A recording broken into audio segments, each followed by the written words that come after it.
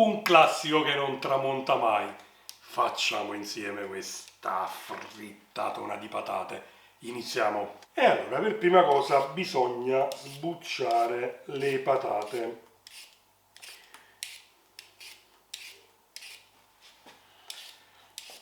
Io ve lo chiedo quasi in tutti i video.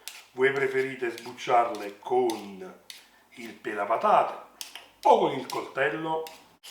Fatemelo sapere commentando sotto al video. Io penso che con il coltello si faccia più scarto, onestamente. Poi non so, ditemi voi, magari è soltanto una mia impressione. Una volta sbucciate tutte le patate,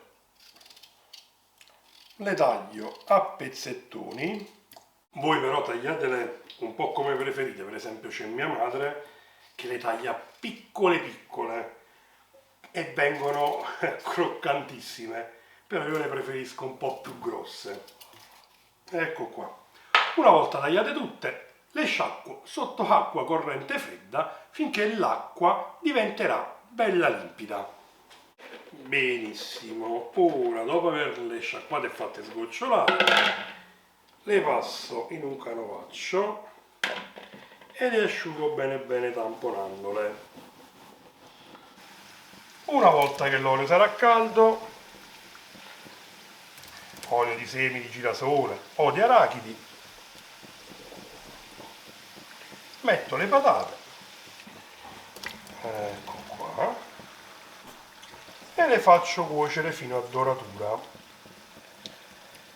sempre fiamma bella alta. Mentre le patate cuociono ne approfitto per rompere le uova. Come vedete ne rompo una alla volta in un contenitore a parte. E sapete perché? Ve lo dico spesso. Solamente perché se ce ne dovesse essere qualcuna marcia e le mettiamo tutte quante insieme, se ne abbiamo messe già, che ne so, 5, 6 e poi ci andiamo a mettere quella marcia, le dobbiamo buttare tutte.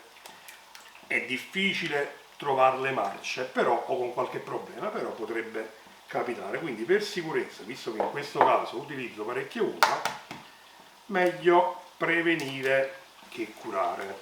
Adesso aggiungo il sale, un po' di pepe e sbatto le uova. Perfetto. Adesso parmigiano in abbondanza,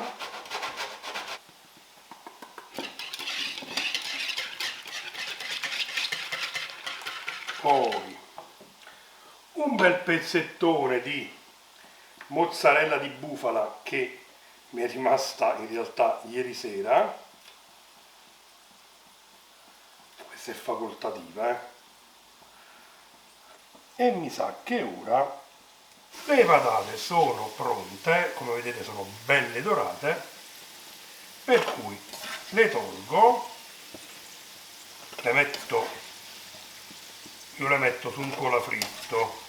Voi se preferite, o se non avete il colafritto, mettetele su un piatto o in un contenitore con della carta assorbente.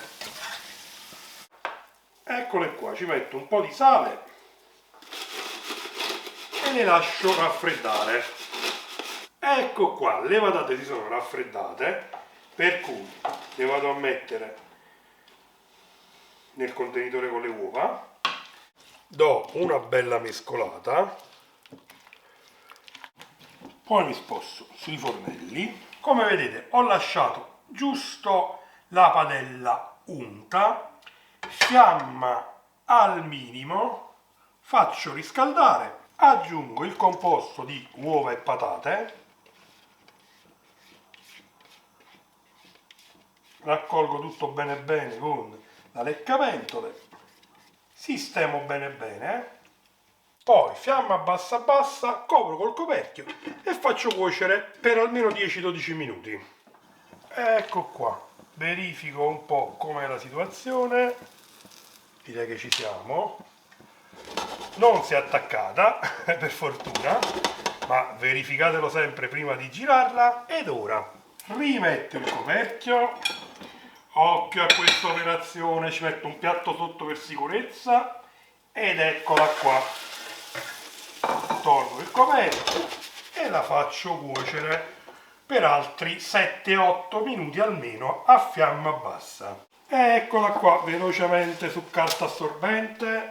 Guardate che spettacolo. Ora sapete che faccio? La taglio.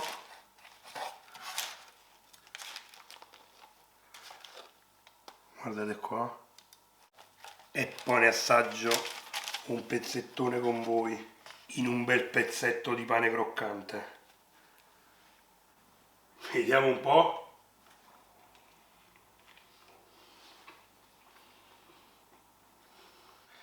Aspettate però, devo assaggiare pure un pezzetto così.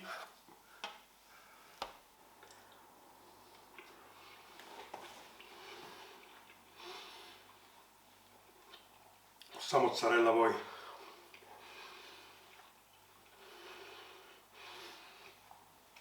Mamma mia. Fatela e fatemi sapere che cosa ne pensate tramite i commenti qui sotto. Io per il momento vi saluto e prima di lasciarvi come al solito ne approfitto per augurarvi buon appetito!